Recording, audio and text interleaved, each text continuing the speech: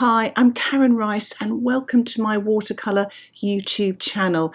This tutorial is all about spattering, how to spatter and the do's and don'ts of spattering. And just to say a big thank you to Pierre for suggesting this tutorial. And at the end of this tutorial I'll be discussing the reasons why I spatter and also examples of where I spatter in some of my paintings. So, shall we get started? I often use small and round brushes to spatter with, and here is a size 14 in my right hand and a size 4 in my left hand. I'm using ordinary printing paper for this demonstration, so if you are practicing you don't need to use watercolour paper. You could use cartridge paper or even the back of an old painting. I'm mixing up a puddle of colour here. You do need plenty of colour for spattering, so I'm starting with that, loading my brush. As you can see there, I'm holding the brush firmly in my painting hand and tapping with my index finger on my left hand there, really holding the brush firm. Don't let it move up and down. Try to keep it horizontal if you can, and you can go closer to the paper or further away to get different size spots as well. Always try to load your brush there. I've actually loaded it a little bit more. As you can see, I've got slightly different size circles there. They're slightly larger. I'm also now tapping with my index finger of my painting hand. I quite like spattering this way, but it does take a little practice. You might find it easier to flick the end of the paintbrush with your index finger.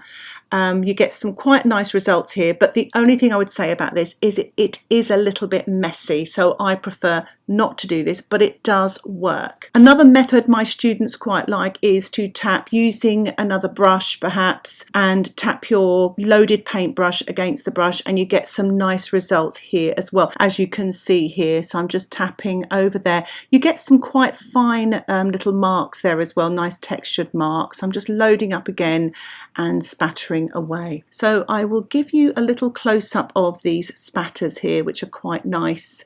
As you can see, I've got varying small spot sizes there. So I'm going to move on now to my size 14 round brush. I've sort of gone from a very small brush to a large brush, but obviously you can use different size brushes. I often use my size 10 brush to spatter with.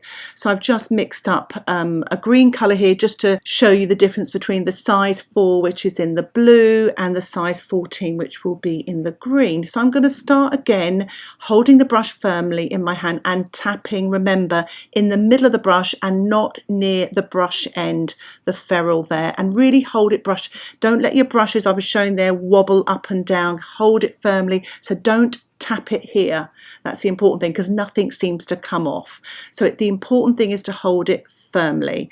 So my favourite tapping or spattering method is just what I'm doing here. I'm spattering with my painting index finger there, and I just seem to get, look, just great little spots there, but I think it has come with practice.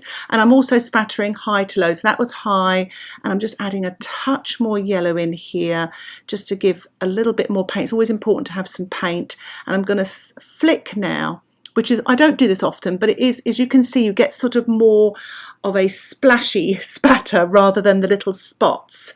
So it creates a bit more movement. So it's quite nice if you want to create some movement there.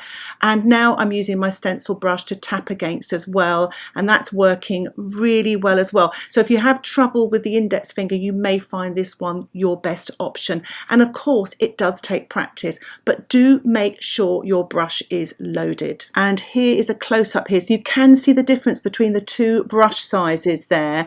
And also flicking the size 14 brush got a lot more dramatic spatters. That was quite interesting. My next spattering is using a toothbrush. Now I started spattering a long time ago using a toothbrush, not a brush, not a round brush. So you just sort of really load your toothbrush and rub your finger against the bristles there, and do that sort of horizontal to the paper as well, and you get some lovely results. See how I'm going closer there? You get a lovely fine mist. Again, loading the brush, and this way working quite high up now, get a lot bigger blobs. And if you really load your brush and sort of flick at it, you get some really random size blobs, large, medium, small. The only thing is this is quite messy and it does go everywhere. One thing about spattering is make sure you mask around your working area as well. But here's a close-up, and I quite like the close-up with the toothbrush, but also the randomness of the flicking as well. So I think I might use my toothbrush more after this demonstration. The next is using a palette knife. I usually use this when I'm applying masking fluid sometimes because it's less messy on brushes and things like that. But I'm just showing you with some paint here. So I'm just trying to get a little bit of the paint on this little plastic palette knife, and I'm going to flick it, and you get a little bit of the similar sort of results as you would when you're flicking your brush as well. But it's quite nice, and again it creates movement, a little bit of drama and randomness as well. So here's a close-up there, and it's got some lovely interesting textures there. Be quite nice for dandelions. I have a lot of success spattering with bristle brushes. These are old hog hair brushes for oil painting, and here's my stencil brush as well. That's a bristle brush, but I'm going to sort of demonstrate. It's just a long handled brush that I keep on standby. So I'm going to make a puddle of violet paint here. Just make sure I've got plenty of paint, really load my brush, and I'm going to use a flicking technique, and straight away I love this. It sort of behaves itself better than the toothbrush. It has a bit more control. It doesn't go all over the place.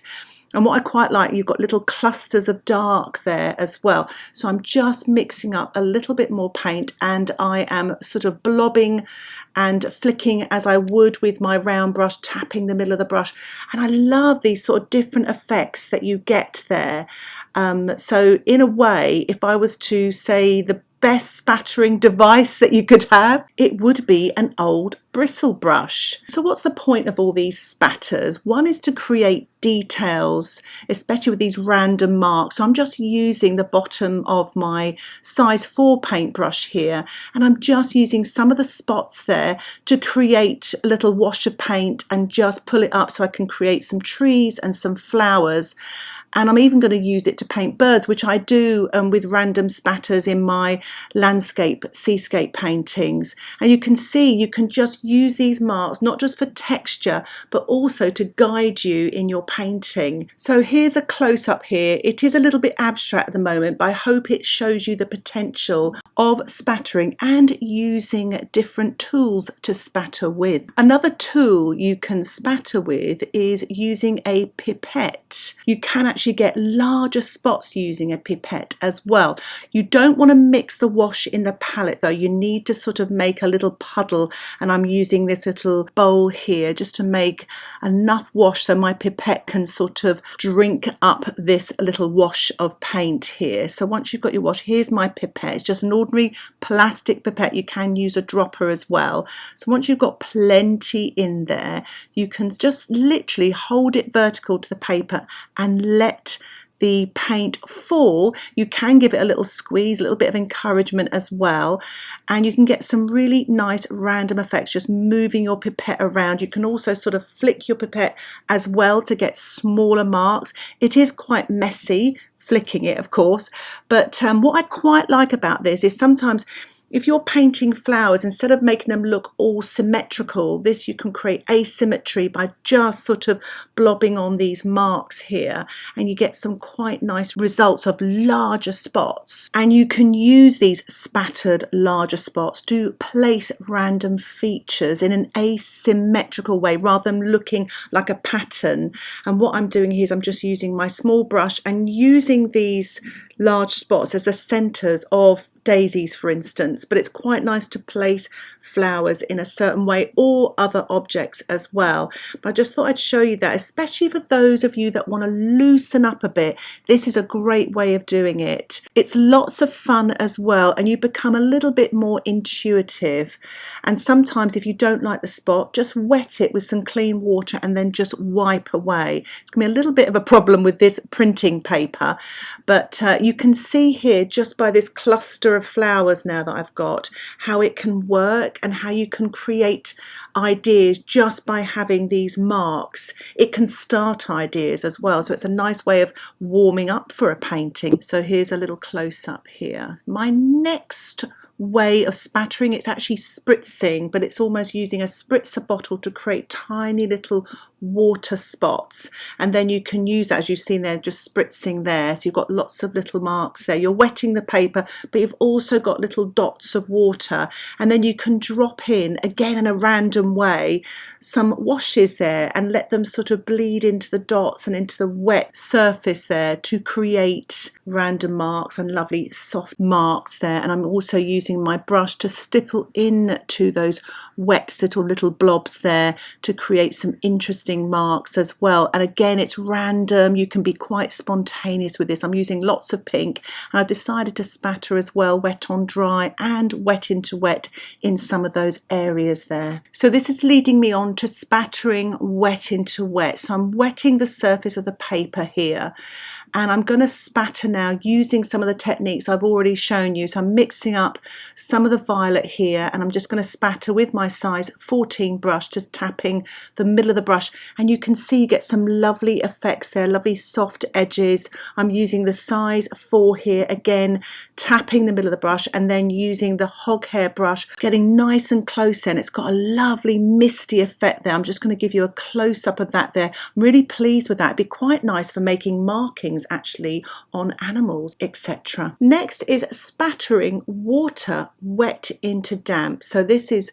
water straight from my pot onto this damp surface. So I've painted this a few minutes ago. I've allowed it to dry off a bit. There's still a tiny bit of a sheen there, but it's almost gone. And I'm spattering the wet water onto the damp surface. And here is a close-up there. You can see it's got a lovely texture here, and it will be great for sort of wild flowers and textures in the foreground of a landscape. Next, I want to talk about controlling spattering by masking. Now, you can mask out with paper towel, which is exactly what I've done here. What you don't want to do is leave that sky that's above there without any paper towel on there, or else you're going to get lots of spots in your sky as well. So just mask out either with paper towel or masking fluid where you want your spattering. As you can see here, I'm being quite specific. I've torn up the paper towel here. I've actually ripped it so it gives a nice natural edge.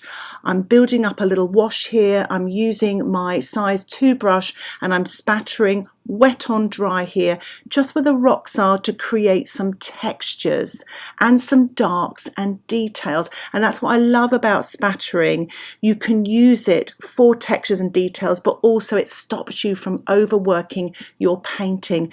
And I'm actually just sort of masking out this area on the left, using a little bit of quinacridone rust and spattering again wet on dry, just a little. And remember, with spattering, less is more. You don't want to overdo it, otherwise it's all going to be lots and lots of dots.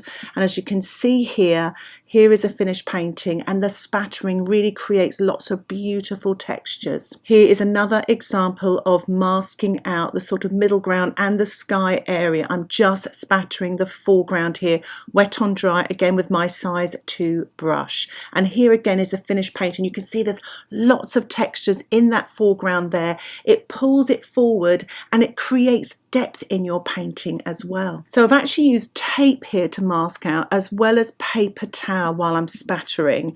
So it's really important not just to sort of maybe mask out your surrounding areas, maybe a computer or something like that, which you don't want any spots on, but also your painting. And you can mask out with masking fluid as well for very intricate areas.